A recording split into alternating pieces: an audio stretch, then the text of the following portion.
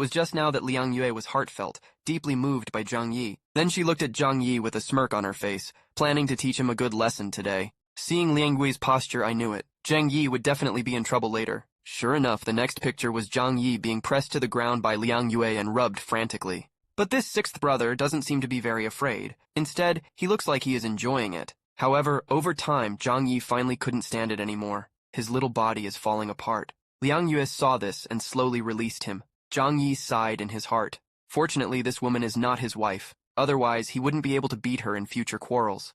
Over time, Zhang Yi could clearly feel that Liang Yue was different from before. She is no longer the silly Baitian he used to know. Although she still insists on delivering food to the students every day, in this shelter, she communicates more and more with others. This is definitely a good sign. As long as she wants something, Zhang Yi has the means to attack her. That night, Zhang Yi thought for a long time in bed. Should he take this opportunity to take down those burdens in one fell swoop? Because he knows this satellite phone in its own space, as long as it appears in the outside world, the other party must have a way to locate its position. But Zhang Yi was torn. What if the enemy is powerful? Stealing chicken by himself might not be enough for 10 handfuls of rice. He could lose his life here. That's not worth the loss. At the same time, Zhang Yi also fantasized about another possibility. The other party never knew that the person was killed by him, so he could keep meticulous. However, this idea was soon rejected by him because Zhang Yi was clear that even if the other party does not pursue the death of the power user, the most area of the Hunu River will still be destroyed by them, divided. So, fighting with them is just a matter of time. After figuring out this question, Zhang Yi no longer hesitated. Since showing weakness and dodging cannot buy peace, he decided to fight a bloody path first. Then Zhang Yi decided to start today. He would never leave the sanctuary again. He called Hua Hua directly and talked to him briefly. Hua Hua immediately understood what Zhang Yi meant. Until the dead of night, Hua Hua, holding a satellite phone, walked quietly out of the shelter. The flowers that came outside were very smart. In order not to be discovered by anyone, he didn't choose to transform but just took advantage of the night, running all the way towards Sujiakun. If no one paid attention, no one could detect the existence of Hua Hua. On the other side, there is a cathedral in the center of Tianfeng district. Inside the church is brightly lit at the moment. The eyes of hundreds of believers are all focused on the woman at the front. This woman is the leader of Baishu sect Yuan Kongye. She prayed silently, sending scriptures from her mouth. There was something magical about her voice, making the believers in this lobby forget about hunger and cold. It could even soothe the hearts of sinful people. So under the impassioned performance of this woman, the prayer session was finally over. Then a woman holding a small baby in her hands hurriedly ran towards Yuan Kongye, pleading, "Master, please save him!" Yuan Kongye bowed her head, glancing at the baby in the woman's hands. Obviously, his breath had reached a certain level. If this continues, this kid will never survive the night. Subsequently, there was a sad interrogation in her eyes. She tapped her right hand on the baby's forehead. In an instant, a ray of golden light emerged inside the church. When looking away, the frozen baby had recovered. Then the question bank was arranged inside the church of this big city at this moment. Everyone was taken aback by the scene, shocked beyond measure. They chanted, "Miracle, miracle." And that's another gift of her ability. Due to this particular ability, she could go to this huge college and harvest so many believers. Every time Yuan Kongye used her superpowers, it plunged her body into a brief period of weakness. Her friends wanted to stop her from continuing, but Yuan Kongye refused. She expressed that many people among the believers were dying of ice, saying, "If I can't bless them today, they may not make it through tomorrow." Suddenly, there was an outcry from outside the church followed by a violent explosion. A person ran in announcing, "We are being attacked. They have weapons." The people in the church, mostly ordinary poor people, were extremely scared and angry, having never seen a gun before. The scene descended into chaos. Yuan Kongye's personal guard, Zhang Yixian, immediately understood what had happened. He shouted, "Go to the leader's side quickly and protect her safety." The two guards stood before Yuan Kongye, ready to defend her with their lives. Zhang Yixian then called 3 more guardians from the Wuhunhan team, forming a combat unit that ran to the door. Seeing the situation, Yuan Kongye prayed silently in the church. Soon, a soft voice spread throughout the building. The people inside felt as if they were being summoned, their fiery piety filling their minds. Most of the people in the church headed for the door with one belief, to protect their leader. Once they left, the church door slammed shut. Yuan Kongye remained calm, looking at the sparse crowd and smiling. "Are there still so many people? Let's continue our prayer ceremony." Outside the church, with the cooperation of Yangsheng and Zhao Yu, bullets rained down on the snow-covered battlefield. The believers had no ability to fight back, but they fearlessly resisted. Despite the blood staining the snow red, none of them tried to escape. Some, covered in explosives, ran towards the enemy with the goal of dying together. Their spirit, though clumsy, was effective in blocking the base. At this moment, Xiao Honglian was extremely angry, cursing Yuan Kongye in her heart. She wondered what exactly the old witch had done to make these people fearless of death.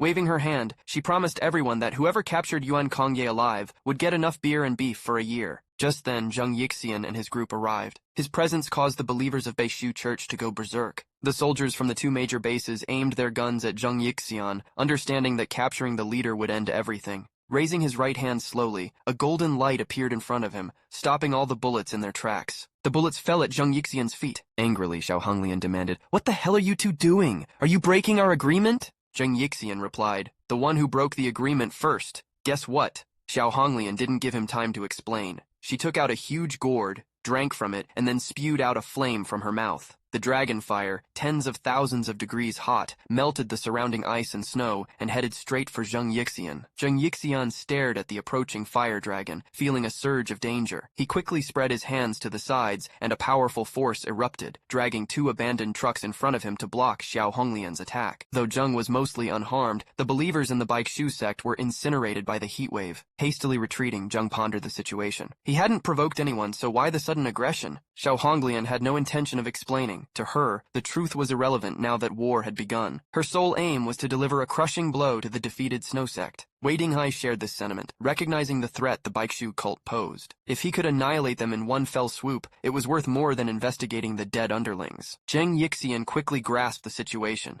Since the other side was intent on destroying the defeated Snow Sect, he knew he had to act decisively. The battlefield erupted into a sea of fire, its scale comparable to any modern war. With the chaos escalating, Wei Dinghai could no longer remain passive. Taking a deep breath, he activated his armor, known as the Snow Lord, and directed the surrounding ice and snow to strike the Baishu cult forces. His figure became increasingly blurred, merging with the air, making him nearly invisible to anyone without special senses. As Zhang Yixian sensed the danger, a fiery resolve ignited within him. He shouted, "In the name of the Snow God, give them death!" The faithful of the defeated Snow Sect, driven by their zeal, surged out of the alleys, unafraid of death, determined to destroy the enemy before them. The soldiers responded with cruel smiles, their machine guns firing relentlessly. The scene quickly grew dire. The zealots seemed impervious to bullets unless hit in critical spots. Some carried bombs and were assisted by others, making it easy to reach the soldiers. Explosions erupted, killing multiple soldiers at once. The soldiers were overwhelmed, their fear growing as the Baishu faithful proved nearly impossible to kill. Even Xiao Honglian was driven to exclaim, "We must destroy this sect. That damn old witch must die." She fixed her gaze on Zhang Yixian, knowing that time was running out. Resolute, she decided to join forces with Wei Dinghai to capture Zhang Yixian. Wei Dinghai agreed, and Xiao Honglian downed a gourd of brandy. Flames erupted around her, and dark red markings appeared on her body. As Zhang Yixian felt a sudden sense of danger, Wei Dinghai arrived and grabbed his feet. Before Zhang could react, Xiao Honglian appeared in a flash, delivering a fiery punch directly to his face. The next second, the sound of the bang was deafening. The power of Xiao Honglian's attack was like a small nuclear bomb. All objects flew out from the impact. However, when the smoke cleared, Zhang Yixian laughed wildly. Although the blow had caused him to be poisoned by fire, his life was saved. The other priests of the Baishu sect were taken aback. They confessed that if the attack had hit them, there would have been no chance of survival. Subsequently, two faithful followers hurriedly stood in front of Zhang Yixian. They weren't stupid enough to let it happen again. Knowing the opponent's ability now, they prepared for the next move. At this moment, Xiao Honglian frowned. She hadn't expected the other party to resist so much. The battlefield's form was turning against them, with the Baishu people showing a crazed bravery, unafraid of death. They were willing to trade their lives to die with these soldiers.